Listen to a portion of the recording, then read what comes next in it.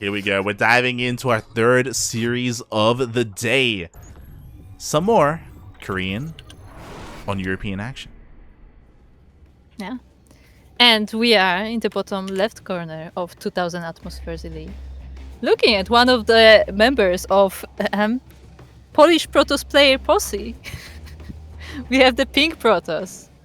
Representing Steel Blazer, apparently. It is Krystianer.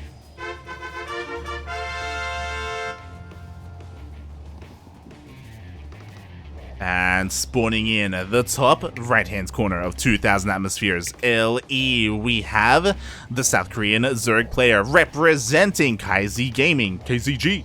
It is Solar.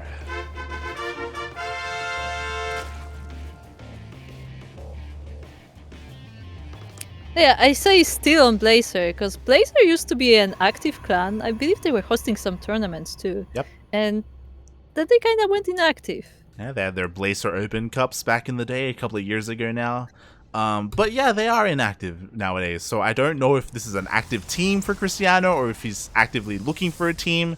It's a little bit hard to say, it's a little bit confusing. But I also wanted to touch on something that Thorn just said, as we do see a spray thrown down from the side of Krystianer. Nice. Very nice. and he already jumped on it. I was about to say the exact same thing, and you'll hear me in 2 minutes because it's a 2-minute delay. But I was about to say that Papi is missing. Papi! ¿Dónde está Papi? Yes. And why is he called Papi? I don't... What? That's the better question. Why is he called Papi in the first place? Because that is not a phrase in Polish, unlike it is in Spanish. I was about to ask if that's ever used to refer to like a dad or something. Or... No. No? No. Okay. No, this is not a Polish word. Fair enough. Fair enough. Maybe like what is his name? Hold on, I have to look this up. What is his actual name? Because maybe it's like something from his name. Oh God, maybe. I hope not. I hope there's more of a story behind it. It's not related to his name at all. There you go. But so far everything has been pretty standard. We're keeping an eye on Krystianer to see how he plays his PvZ out. Is he the kind of connoisseur to go for Glaive Adepts or Blink Stalkers, or is he much more standard and bland and go for Skytoss? I mean, we see a Stargate, so I guess that somewhat answers our question. That said, that maybe just like, an opening Stargate, and then he can switch out of it completely. You never know. But so far, so usual, I would say. Yeah, I mean, this is 2000 Atmospheres. It's one of the larger maps out here. So it's pretty good for Skytoss, especially because you do have kind of options with the direction that you want to expand, and you have a little bit more versatility in that as well. So we'll see if he does go for a Void Ray eventually. So far, he does open up with an Oracle first. Mass Oracle. I don't know about that. I mean, this isn't Blackburn. Okay? I know, but it's funny. It's one of the funny builds where, like, you get your opponent with it once, and then never happens again. Yeah, it happens. I wish it didn't, but it does. As these adepts actually dealing a lot of damage. 4 drones go down. Oh my God, and he's getting a couple of links on top of that as well. Yeah, that's with Queens chasing them as well. So that was quite a chaotic defense here in Solar's base, but eventually they were cleaned up. But it's time for the Oracles to come in. Yeah, exactly. Oracle. I mean, the Stargate is scattered by Solar, so he's well aware of them. We have spores already on the way. Queens pop out just in time. Oracle is going to try and dive into that main base, but in a couple of seconds, the spore is going to finish up. Still getting a drone or two, so that's nice. And that Oracle is gonna stay there for now to keep an eye on Solar. Yeah. So this is actually fairly good start for Krystianer, I would say. Definitely. At the same time, Solar, his Overlord, stayed in the main base. It was never dealt with, not by a Stalker or a Void Ray or anything. So because of that, Solar, he actually sees the follow-up for free, essentially. He sees the gateways, and he also sees the Twilight Council. So, what are we feeling? DTs? I mean, there should be spores because they are oracles. So, as we said before, DTs are not the greatest. Oh, there's Templar Archives. Yeah. There you go. Yeah, he does throw down a Templar Archives, which is interesting. Because of that, we'll see if he does throw down, if he does commit into Charge Lots or Blink Stalkers instead. And yeah, I see it. It looks like maybe it's just like a European Protoss thing. Gets a second Templar Archives. There is no second upgrade on it, right? There's only Storm. Okay, he cancelled. Okay. Ugh, thank God. Okay.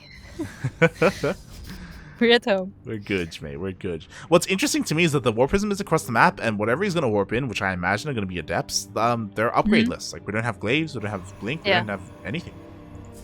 Yeah, and the Forge is on the way as well, so it's not like they have general upgrades, but there are the Archons. This is so old school. Oh yeah, no, totally. Yeah, this used to be an opener. Archon drops as an opener, but instead Krystianer transitions into it, and Archons can be annoying to deal with. They have a lot of shields. Yeah, and they're actually doing quite a lot of damage to these queens. They need to be transfused quite on point. There are a few roaches, so this is gonna be held, but they are still annoying. And in the meantime, the others are in the base. Yeah, oh my god, Krystianer is just running around Solar left and right. So many drones have gone down this game. Quickly just checking, 17! That's an entire mineral line! Yeah, and this is not that, because now the Archons are in the front, and like every time Solar defends one base, there's more attacks in the others. Yeah, exactly. Solar's being pulled apart right now. He just barely pushes away the Warp Prism and the Archons. But again, so much damage was done, and it was only a handful of Adepts, and the Archons survived to fight another day. Krystianer, he's free to expand. Solar, he's just struggling to defend at home. Yeah, and look at the worker difference this time. Like, so much in favor of Krystianer, and once again, he's still like posing a threat to Solar's bases.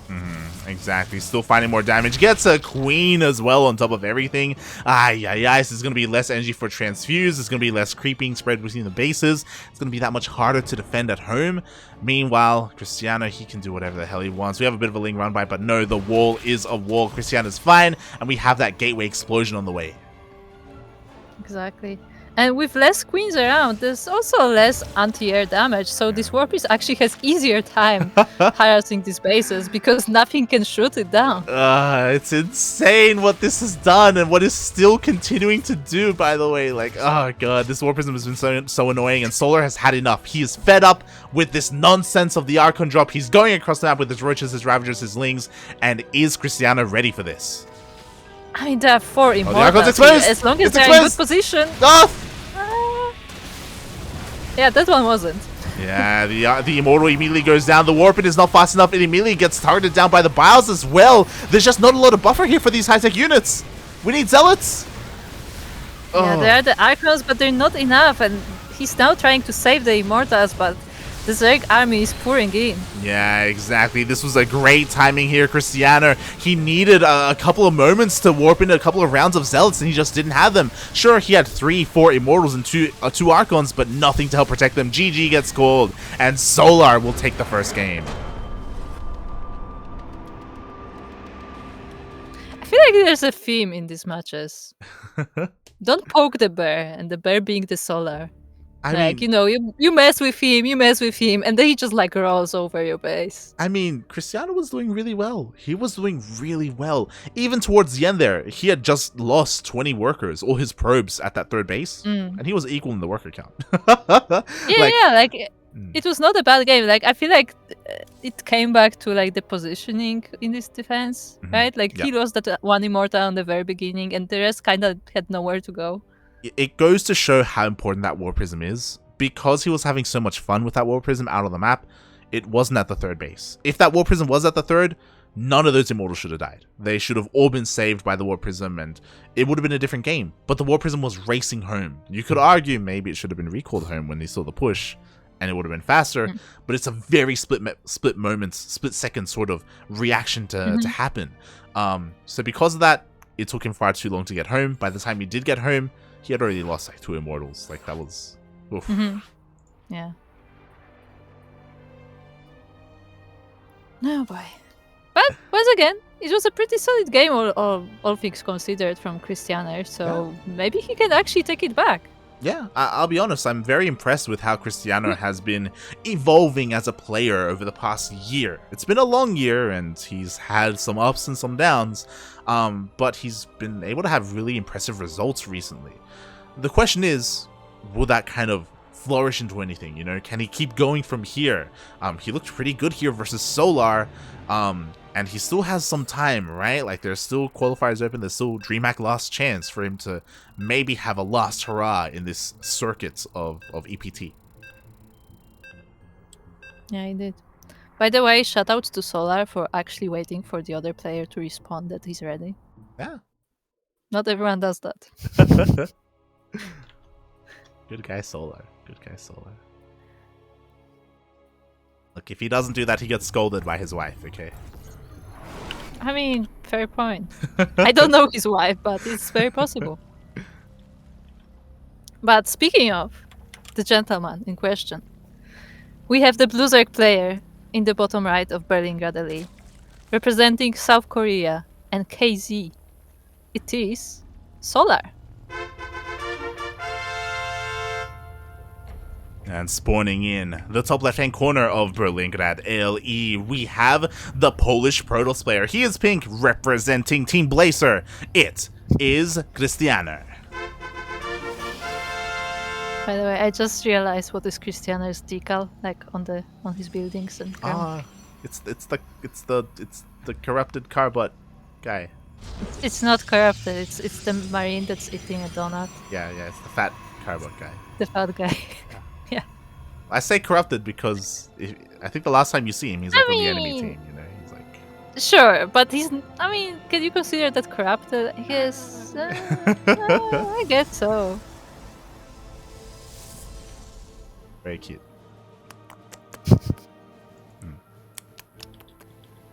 I already had dinner, and yet. Ah, Krystianer killed the dog. He killed the doggo. Mate. Okay, you know what? Solar takes this game 2-0. Get him, Solar. Get him. Get him. Use your new Twitch sub on the CranKy Ducklings to take him out. Oh god. Yeah, in case anybody was wondering, we do not take kindly to killing dogs on Berlingrad, okay? Yeah, leave them alone. They just want to stop cannon just rushes. doing their job. Yeah, just doing their job. They're keeping you company in your bases. So your workers don't get lonely, you know, like emotional support, right? Exactly. This war is stressful. Yeah. You could argue maybe Krystianer intentionally killed Solar's dog and kept his own alive. Then why not adopt it? You're like, no, I'm having none of this. You leave the doggos alone. Yes. Do not hurt the doggos. Oh god. Meanwhile, speaking of hurting doggos, we do have Krystianer going once again into the Stargate opening. 2 games in a row. 2 games in a row. Yeah. It doesn't look like Krystianer likes mixing up the builds with the adepts and the stalkers and the likes. I mean, I don't blame him. For the most standard one. Yeah. Yeah, like again, he did really well with it last game. Like he was popping off. The problem I would say is that the Archon transition is very unexpected. I feel like Solar had no idea that it was coming and what it would accomplish. But I feel like that's something you don't want to do 2 games in a row in a best of series. Like it's I feel like it does best like as a surprise factor sort of thing, you know. Yeah, I guess also if even then, like Solar had a lot of roaches by this point, so as long as he's in position, he may like be able to hold it off this time. True, very true. Meanwhile, the Adepts do get into the natural base once again. Workers are getting picked off. Last game, he got 4 drones. Can he get 4 again? Oh my god. Yep, he does. Exactly 4, in fact. Jesus Christ. Again, kind of a rough start for Solar. Krystianer, he goes into that Oracle once again, zooming across the map, and then immediately switching gears, transitioning, throwing down that rowboat. Oh yeah. And the Lynx are trying to get some damage here, but no luck. And Oracle is now in the base, getting another 2 kills. This is very similar to the last game in that regard. Oh yeah. Last game, Oracle also got 2 kills and barely escaped with its life, so Very similar indeed. We'll see if once again he also goes into a Templar Archives after this Twilight Council to go into Archons. I'd be very surprised if he did it. I was gonna say that I expect Solar to defend against it a little bit better if that does happen, but at the same time, like, Solar's still been losing drones. Yeah, exactly. He's still losing drones, and also once again, like, he takes this forward third base, so drops are actually very convenient because you can jump between the main and the third. Definitely. And there you go. He's doing it. So it looks like Krystianer has found what he likes in this matchup, and his bread and butter seems to be, you go from an Oracle into Twilight Council into a very fast Temple Archives, but this time Solar is going to scout it. Yeah, he does scout it, but can he prepare for it better than last time? Because as I said, like, he did have an army, just like didn't know where it's supposed to be, so to speak. Yeah, like it's one of those things where Archon drops can still be very annoying. What I'm worried about is that if Krystianer approaches this game similarly to last game, like counterattacks, like we were talking about poking the Solar, poking the bear, and how he just came across the map, he just wrecked face. Berlingrad, it doesn't take long to go across the map again. Like Solar's counterattack is gonna hit hard. I mean, if you look at the minimap, the creep spread is already almost halfway through the map, so that's gonna make it even faster. And I'm not sure if Krystianer will have enough time to prepare defenses. Yeah, exactly. But we're kind of thinking ahead at the moment, and right now we have to live in the now. The Archon drop finally hits, one drone goes down, and now he goes straight into the main base. Nice positioning here with the Spore. The Spore does zone away that War Prism, so the Archons are gonna have a hard time getting into the mineral line. Yeah, they're actually busy with the roaches. Well, yeah, they don't get any damage so far, and there are some forces here as well, not a lot though. So actually, this time is not as successful as the previous time. But what is this in the production tab? Yeah, we do have a Drop-a-Lord on the way here. I love it. We're going to have a link drop into the main base of Krystianer. Krystianer, he's transitioning just like he did last time. There's the Gateway Explosion. There's the Charge Lots. This time, Krystianer is going to be much more prepared at home. I love it. He even has sentries to help protect the Immortal. So he's transitioning much nicer. Even has the War Prism at home to micro and keep this Immortal alive. As long as Archons are not there. Look, Archons take space. This is a slow overload too. Oh my god. It's so funny. You know what? He didn't have a lot of room. Oh, he didn't need a lot of area to traverse, and now he's here in the main base. We have our links ready to dive in, and it looks like Solar, he wants to hit at the same time, goes into the main and also hits the third. Yeah, a bit of Krystianer's own medicine, right? Like, he was kind of pulling Solar apart with the harass in the previous game, but now it's Solar who's harassing while also attacking the front. Yeah, this time force fields are decent, but they're immediately being dealt with by these Ravagers. Queens are going to show up as well. Where's that War Prism that we were talking about earlier to help keep things alive? Finally, it does show up, but everything is falling once again to this Roach push. Yeah, the Immortals are slowly losing more and more HP, and there's only one standing, and this is GG for Solar.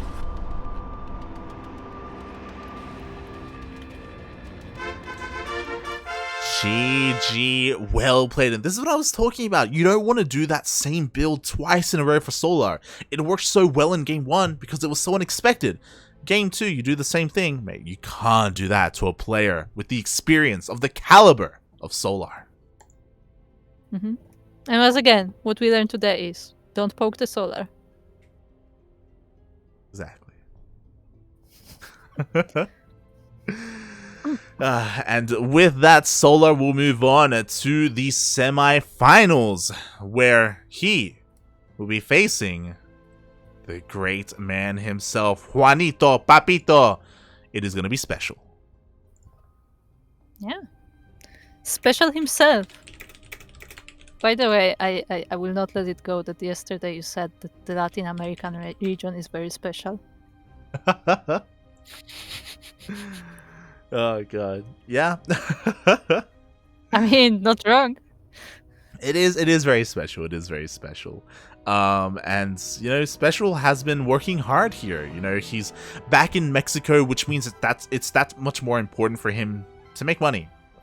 frankly, because he wants to return. He wants to return to Korea at some point, and he's going to be saving up for that to happen. And that is why he is here in as many tournaments as possible. ESL Open Cup Asia, ESL Open Cup Americas, Kashynical Open. He's here to represent Latin America and Terrence out there. Yeah, I mean, he did say that like he enjoys being in Korea. He likes that country now. He likes living there. So yeah, maybe eventually he will come back. But for now, he's back in Mexico. He will face Solar of all people. Like, as much as like, you know, Solar seems like a favorite of this tournament, like Special is definitely someone who can take him down. Definitely.